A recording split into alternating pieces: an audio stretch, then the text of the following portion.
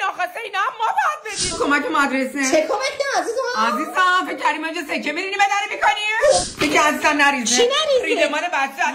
موقع ثبت نام من به شما گفتم شما منطقه 6 ما منطقه 8 الان باید کمک مدرسه بدیم. وا 5 تومن کارت کشیدی یا؟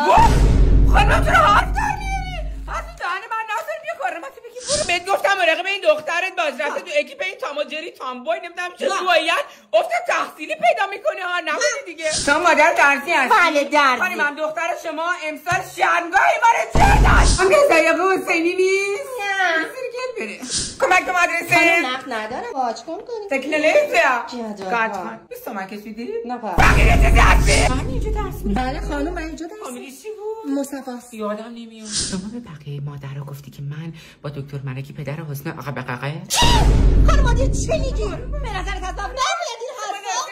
بله چه لازم؟ خانم سنباتی مادر امینی نبود؟ بله خودشون بودن کارو گرفت رفت کمک مدرسه گرفت؟ نه